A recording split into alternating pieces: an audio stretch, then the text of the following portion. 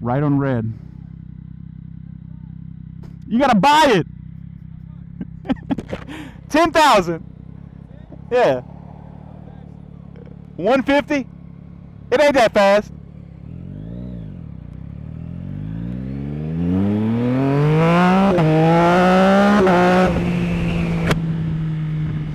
Two birds fighting a squirrel. The topic I want to do is TRT, testosterone replacement therapy. It's something I've been doing for a year, and just wanted to kind of give an overview of how it affected me, like what it is, because I think there's a lot of interest for it in our country, and particular now. The services are really popular, you know, with the ease of use, the telehealth and everything. There's a lot of guys my age, younger, older, that it appeals to. So testosterone replacement therapy is basically, you know, it's a steroid. You're injecting testosterone, but where it differs from people actually taking steroids is you're only taking one, and they're only going to give you enough to bump you up to within the normal range of what a normal person, like a healthy person, could create. You know, a normal 19-year-old, right? They're not going to bump you up to some crazy super physiological level of testosterone. So you're not going to get fucking huge, but if you were in a place where you were low, you're going to feel much better. You're going to, you know, sleep better, make more gains, blah, blah, blah. You know, I wasn't feeling good, wasn't feeling happy. And a lot of the symptoms, I was Googling them, and a lot of the indications online when you Google these symptoms, I mean, it looks like depression, right? And I have insurance. I can choose to get treated whichever way I see fit. And so I was trying to decide between, you know, a psychologist and a psychiatrist, you know, thinking I need therapy, right? This is depression, right? During the process, I ended up Googling it, and one of the times it came up with, you know, all the same symptoms, and my symptoms were just feeling tired all the time, low mood, lack of motivation, not sleeping, and even when I would finally sleep, I never felt rested. And so, you know, when I Googled it, what it came up with is low testosterone could cause all that. And so, you know, so now I have 3 possible options, and, you know, therapy is real serious, okay? It's really fucking serious. It's really important. It's really normal. Nothing wrong with therapy at all, but it's very serious. You know, you got to show up. You got to make time for it. And when you show up, you've got to not only be there, you know, because you paid for it, but you've also got to be there, show up for yourself. Be honest with yourself. Be honest with your therapist. Work through these issues. Sometimes issues you don't realize, sometimes, you know, issues you've been dealing with and ignoring for months and years. There's medications. You know, your doctor can drop you, your doctor can move, your medication cannot work, right? So it's a long process. And to compare that to my other option, which is, you know, just get your testosterone pulled, you know, a hormone panel, a simple blood test, you know, that's the simplest. That's the simplest option, right? Occam's razor. Let's try the simplest option. The simplest is often the easiest.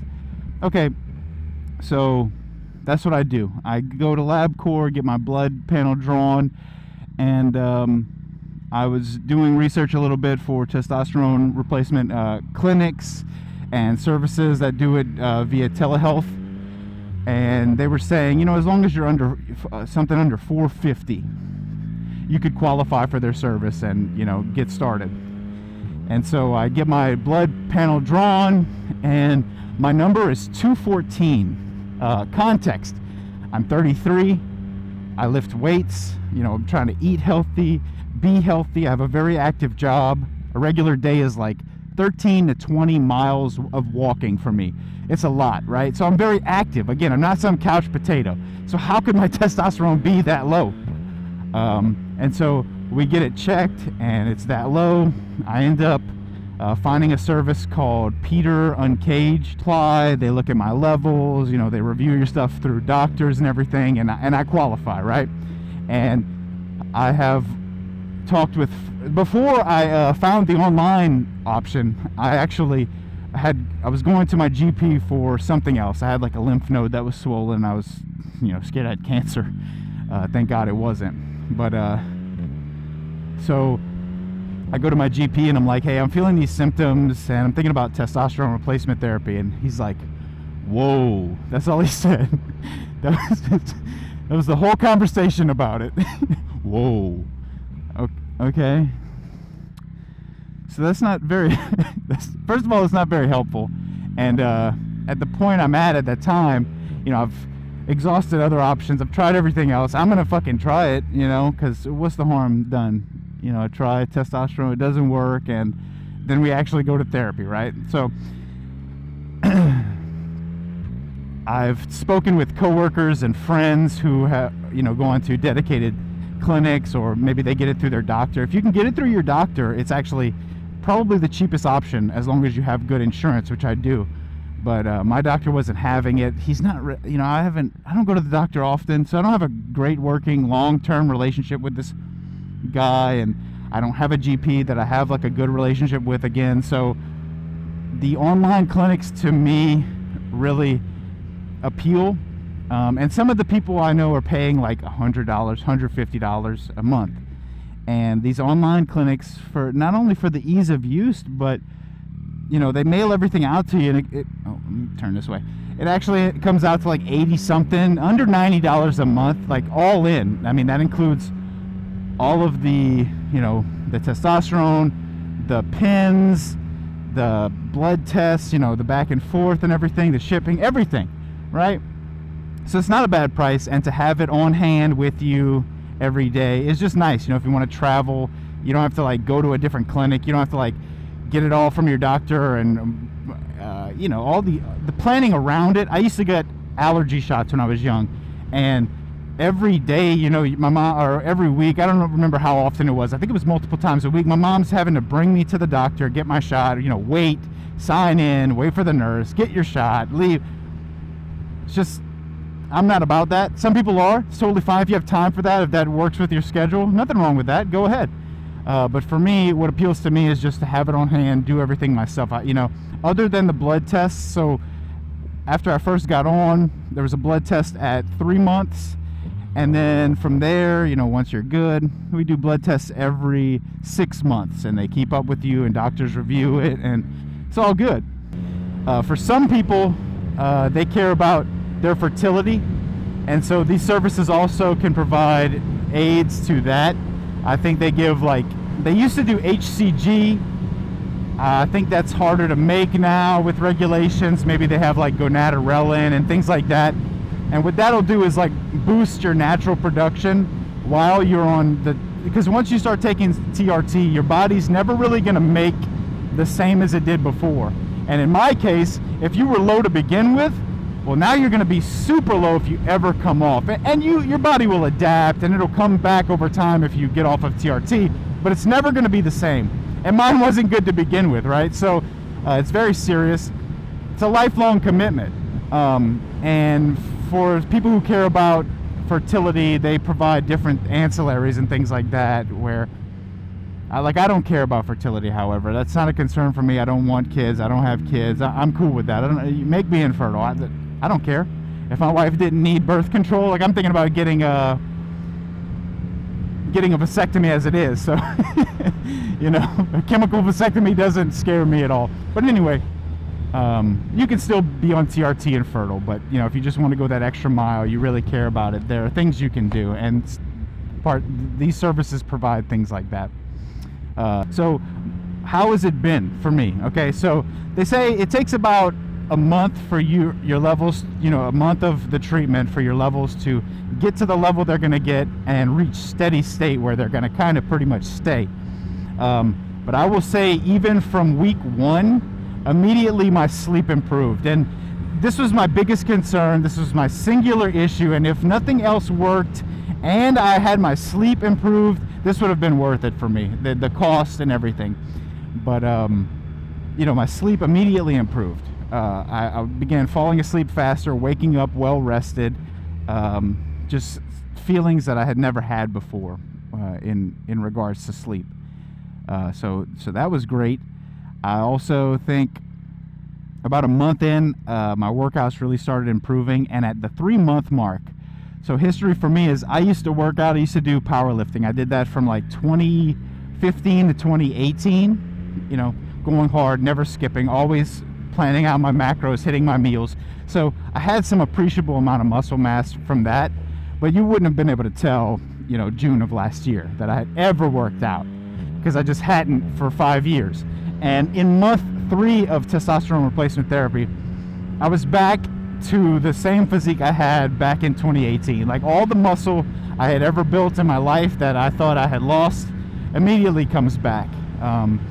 And some people call it muscle memory, but that bothers me, because, dude, your muscles don't remember shit. My brain, you know, the dedicated organ we have for memory, that one barely remembers anything. So you think your muscles have some kind of brain? They don't. My understanding is that, you know, there's 2 types of muscle growth.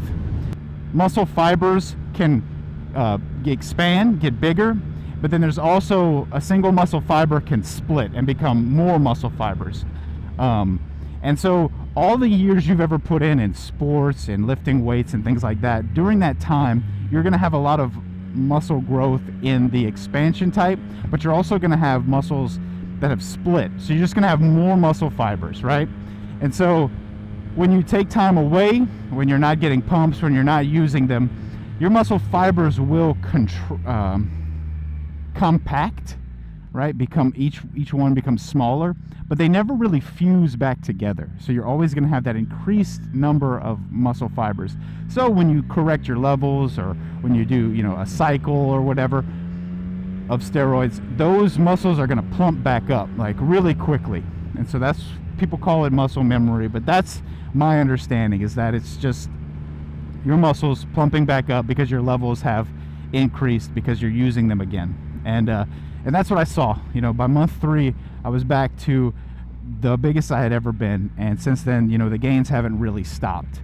I started out at, I think it was like 236 at my heaviest whenever I began, and my goal over this time was, yes, for muscle building, but also not to gain weight. I don't want to get sloppy fatter, because I'm already, you know, my BMI range was already obese at 236. I'm 5'10".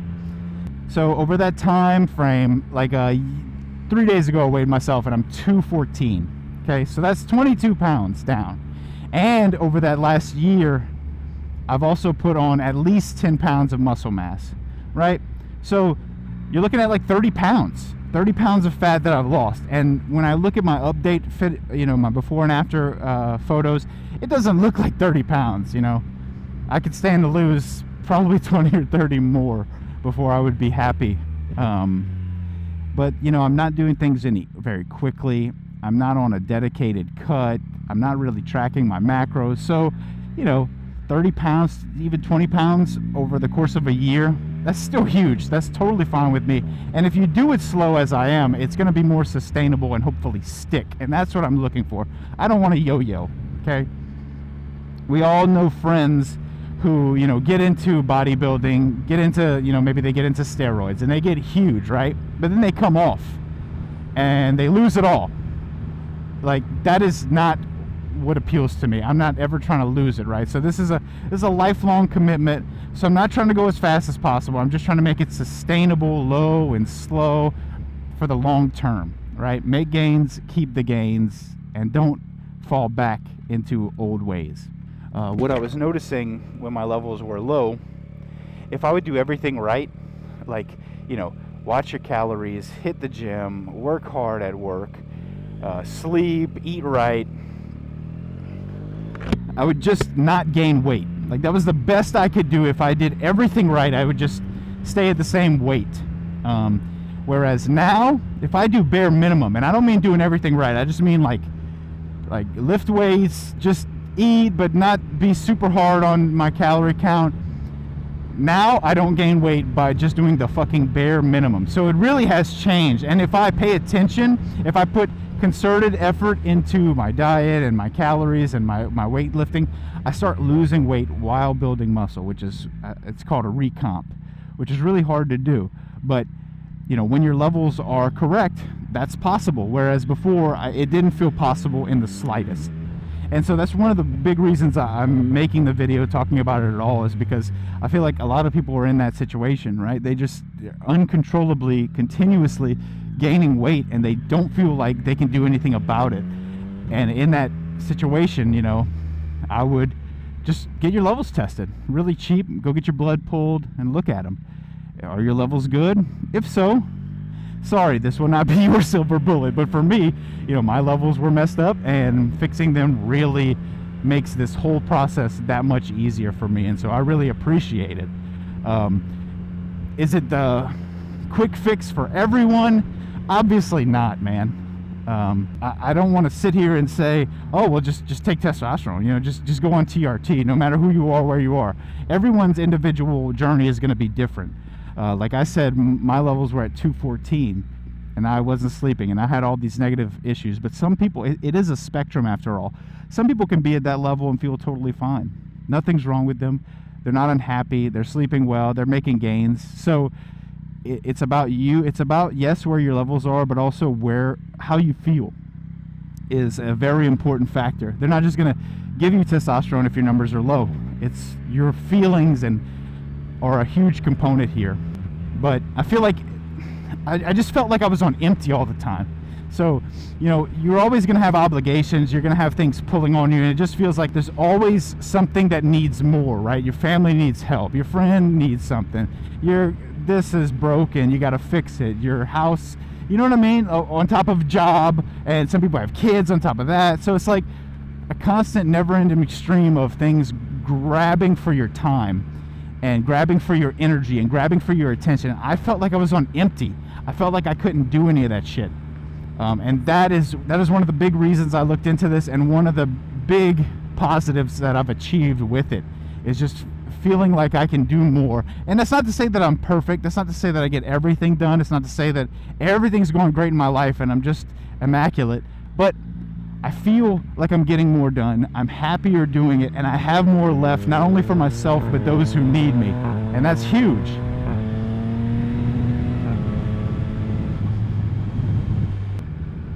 You know, people have a car that's been broken and sitting, and they just don't have the energy, don't have the time to fix it. You know, I see that so often. Sometimes we don't have the energy, to do the baseline things, but sometimes we don't have the energy to do the things that would really give us fulfillment, make us feel good. And for me, that's why I'm trying this YouTube channel. That's why you guys are hearing me now. You know, step out of my comfort zone, give it a chance to, you know, just suck at something. And that's hard at our age, because in a lot of hobbies that we try, we've achieved some level of proficiency. And so to suck at things again is really hard. You know, after your, you know, early 20s, mid 20s, it's rough. And I feel like without that, I wouldn't be trying it. You know, to step out of my comfort zone, to try to learn, you know, cameras, audio equipment, video editing. It's always stuff that appealed to me, always stuff that I was interested in, but just nothing I ever stepped out of my comfort zone and actually did. And without TRT, I really don't think I ever would have. So yeah, it's, you know, everybody's case is different. What your doctor is going to do, what services are available to you in your area is going to be different. What you require, you know, the protocol that works for me will not necessarily work for you. There's things like HRT, which is hormone replacement therapy. I believe they add like growth hormone, and this is more popular as guys age, because, you know, growth hormone aids in everything, not just muscle growth, but you know, collagen synthesis and aging, age-related, you know, your skin and things like that. And so, but the studies I've read when it comes to TRT in particular, because it's a natural level that you're providing for yourself, you know, it's a lot of health benefits, honestly. There's not a lot of negatives, there's not a lot of dangers, and if you keep up with it with a doctor and you're doing what he says and you're listening to him, you know, you can do this in a healthful way to where you feel better, look better, are better.